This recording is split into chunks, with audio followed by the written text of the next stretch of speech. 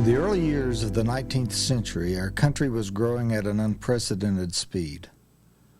But a major drawback in that growth was the transportation system. Roads were almost never paved, and with any amount of rain, most roads became a quagmire. The solution was a new technology that involved using steam to propel a string of cars along a steel track, which was firmly placed along the ground. The routes would originate in the northeast, and following the old stagecoach and Indian trails, would snake along long-established trade routes. These rails would eventually lead to every single corner of the United States. One of the most traveled routes traveled from New York City through Washington, D.C., and then traveled into the Shenandoah Valley through Virginia and into southwest Virginia. It entered into what is known as the Great Valley. And of course, sitting in the middle of the Great Valley was the small town of Bristol. It wouldn't have been here if it hadn't been for the railroad. I can't find any reason at all for there ever being a city here, except the railroad. We already had Bluntville, we had Abingdon, we had Paperville, all little towns around here, but there was no reason for Bristol to ever be anything except a big meadow and a field, cultivated fields. For the railroad to successfully tie the entire country together, it would need to acquire thousands of square miles of land, and the vast majority of that land would have to come from private citizens. At the time, having the railroad coming through a person's property actually improved the value of that property, and because of that, there were speculators who took chances on land based on where the railroad survey crews were seen in the area. Joseph Anderson, who was the son-in-law of Reverend James King, who owned most of the land here, he sold his son-in-law 100 acres of it, and that was done solely because of the railroad. That can be easily shown by the fact that Anderson had already bought land on another survey. One of the old surveys came down a mile and a half from here, more or less following the old stage road. And he bought a farm over there, and he also knew that there was one survey going through Paperville. So he went out there and was in strong negotiation for a tract of land out in that area, knowing that wherever the railroad, whatever survey they chose, it'd make a good point for a town. W.C. Edmondson, who created what we now know as Meadowview, he donated the land through his big strip there. But there was some that didn't, and the court would have to appoint appraisers to go on the land and determine how much it was. There's the law of eminent domain. You couldn't build a power line or anything else if it wasn't for that, because somebody'd always object to it. And then there was the matter of building the railroad. The big earth movers that we see today didn't exist, and most of the earth moving was done by manual labor with the help of livestock like horses or mules. Southwest Virginia and East Tennessee was very mountainous, and the train engines were just not powerful enough to pull the steep grades. Now, the first freight trains were nothing to compare to what we have now. About 15 cars is all they could pull, and the cars were much smaller than what they are now. But in spite of the difficulties, the rails made their way through Virginia and into our area. And the new town of Bristol was waiting. But because of the state line splitting the town, Bristol had its own set of unique problems. 2 railroads had their terminal point. Later, another one or 2 came on the line, but at first there were 2 having their terminal points here. One coming from southwest, the other coming from northeast.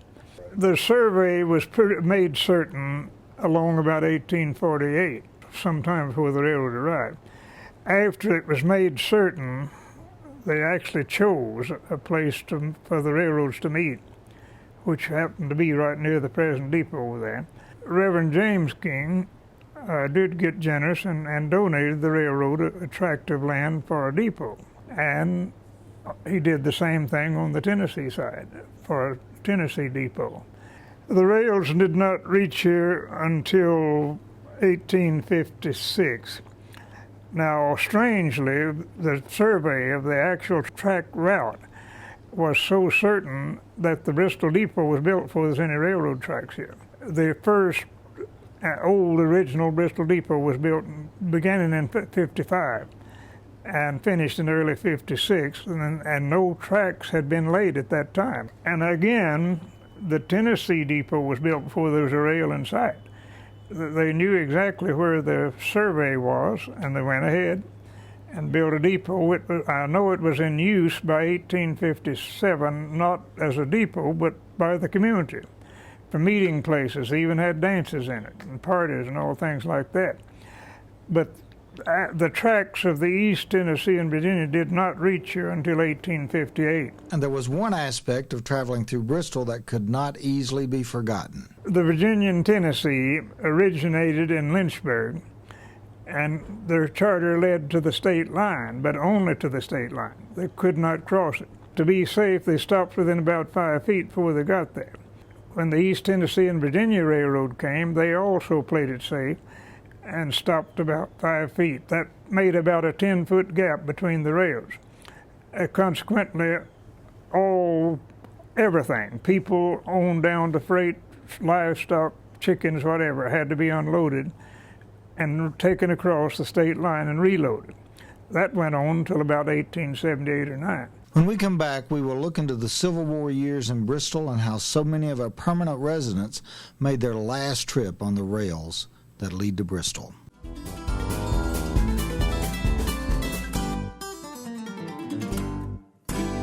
When the Civil War came to East Tennessee, the residents were in a bit of a quandary. When the three sections of the state had voted whether or not to secede from the Union, East Tennessee had voted to stay with the Union, but was overruled by Middle and West Tennessee. Greenville was the home of Andrew Johnson, Lincoln's vice president, but north of Bristol was the capital of the Confederacy, Richmond. With the Civil War, trains were being used to carry troops like never before in history. The railroad through Bristol was the only connecting link between the southern battlefields in Tennessee and the western battlefields in Tennessee and the Northeast. So it was vital, particularly for the Confederacy, to be able to move troops and supplies from the southern action to the northeastern action. And this particular area around here near the end of the war was under the supervision of the Confederate General Breckinridge. But the key to his responsibility was to keep the railroad open so the troops and the supplies could go up and down. Now, during the Civil War, the rails were not yet joined across the state line. During the Civil War, Joseph B. Palmer, a lawyer, had an office crossing the depot, and he'd sit and watch things over there. He'd tell about hundreds of soldiers being marched from one train to the other across the state line. And one time, saboteurs blew up a bridge at Wallace up here, and that train couldn't run, so they came in from the south and had to camp here in Bristol. They camped all over town, 2,000 or 3,000 of them. Bristol offered the soldiers more than just a route to the northern battlefields. Here in Bristol, where the train crossed the state line, there was a hospital, and a lot of wounded were left off in Bristol, and some who had already died were left off in Bristol. And they became the biggest group of burials in East Hill Cemetery. They were coming through trying to get some help, and a lot of them died in the hospital from sometimes the terrible treatment. They didn't have sanitary methods for operating on people, and they also had disease from polluted food that they ate and so forth. So it was just a place where a lot of people came in barely alive and didn't make it. So they started burying them up on the top of the hill. And there's a large Confederate cemetery up there, but if one looks very closely, they'll find there are many veterans who are Union veterans who are buried after the war, not as casualties. And it's really quite interesting that East Hill has a large number of veterans of the Civil War from both sides. And that's characteristic of this area, where we had people on both sides. As the war came closer and closer to the area, with the battle for the salt works in Saltville and the lead mines in Wytheville, the Bristol train stations and the Bristol Hospital became more important. We've all heard the stories of the bridge burners. Depending who was in control of the railroad, both sides tried to burn down the bridges. And during the Stoneman's Raid, which is the one that went up and finally captured Saltville, Stoneman's Raid burned down both stations. So the end of the war also meant the end to the Bristol train stations. Both train stations. And for a time, they used empty boxcars for a depot. But soon after the war, they built another depot. But the early train stations were more like freight depots with a ticket booth and maybe a few benches for waiting passengers.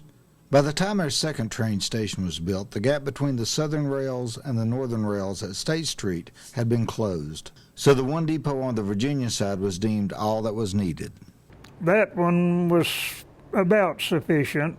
It became hard to handle all the business, but it was about sufficient until 1881. And they built another one in 1881. And the freight depot across the tracks was built in 1881 also. Heretofore, they'd used just whatever they could to store freight, but they built a fine freight depot. But in only 20 years, that depot would be outgrown by the growing rail business. By the turn of the century, 21 different passenger trains were arriving in Bristol every single day. And now those engines did not burn coal, they were burning wood. And there were places along the road where wood was piled up, stacked up by the railroad. And there's instances told by first riders of those trains that some of the men, just I guess to get a good stretch and a little exercise, get out and help them load wood. Steam engines that burned wood and later coal.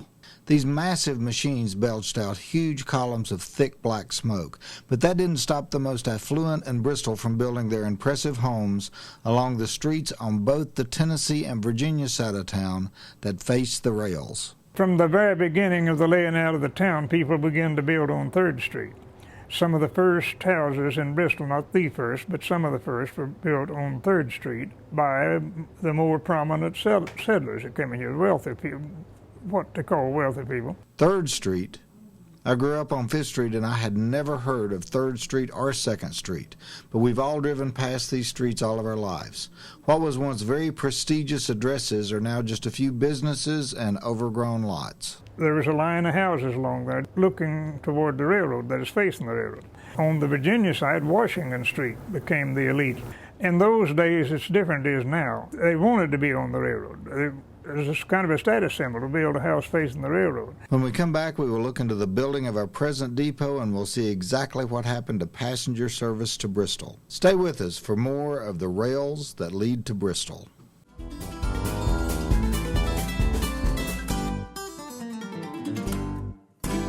With the turn of the century, the town of Bristol had once again outgrown its passenger depot. The present depot was mostly built in 1902, but I have old newspapers here that show that they didn't finish it until January of '03 and didn't start using it until January of '03. And freight was at least as important to the railroads as passenger service.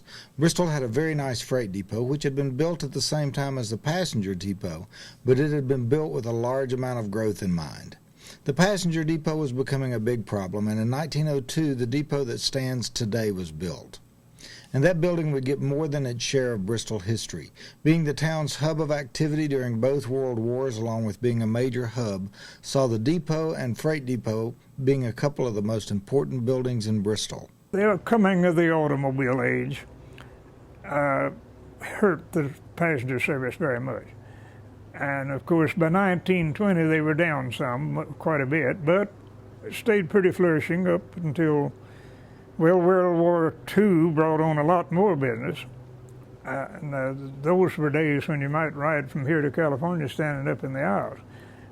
And it brought on more business. And then by '53, when I came here, there were probably something like 6 schedules a day, something like that, passenger service.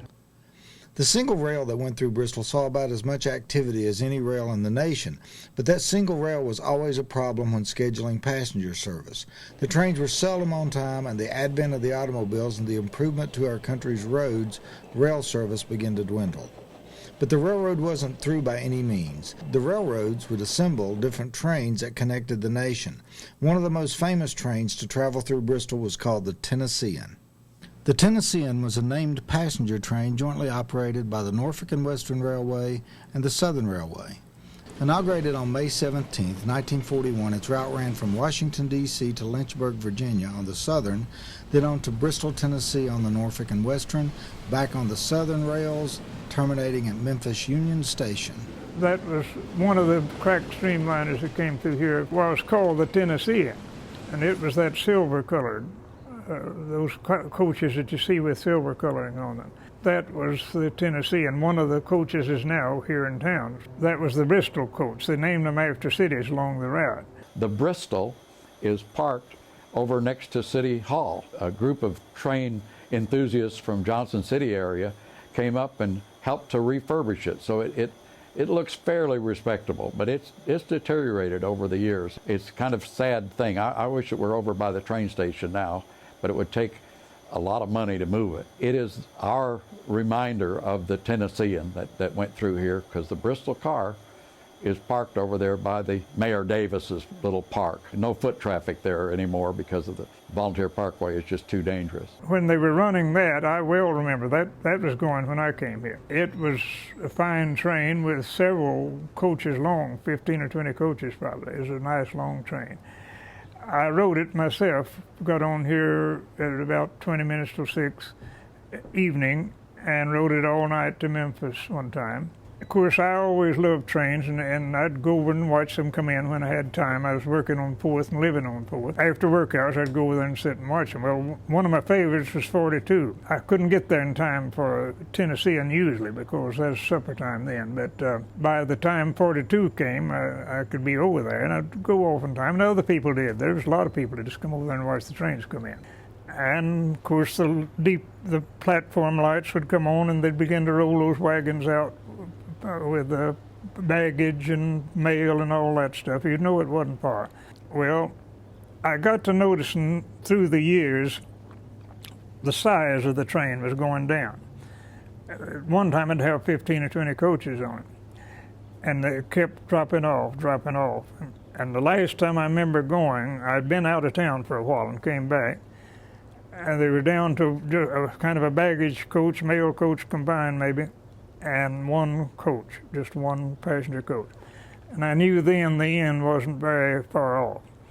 They were losing money, had lost money for years on passenger service, and were trying to quit. They finally got permission to take them off.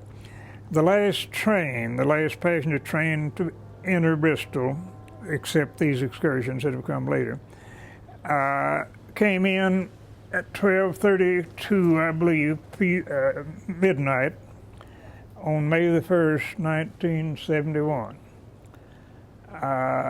Some people knew it was going to be the last and got up, or maybe they hadn't gone to bed, went over and waited. I didn't do that. But while the town slept, an era ended on May the 1st, 1971. That was the end of the passenger service. With the exception of a little break during the Civil War, we'd had it continually since 1856. So we had passenger service for well over 120 years. They weren't making money on passengers, and they were making money on freight. And the passenger schedules had to be kept.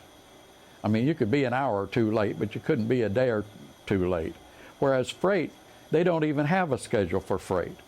Freight, you put it on one end and hope it gets to the other. There's no schedule whatsoever. About the time that most of the railroads gave up passenger rail, about the same time, and the Amtrak was created.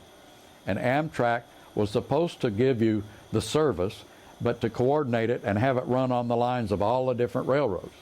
And so we hoped then and still hope to get Amtrak to Bristol. In our final segment, we're going to look into the possibility of passenger rail service returning to Bristol. Stay with us for more of the rails that lead to Bristol.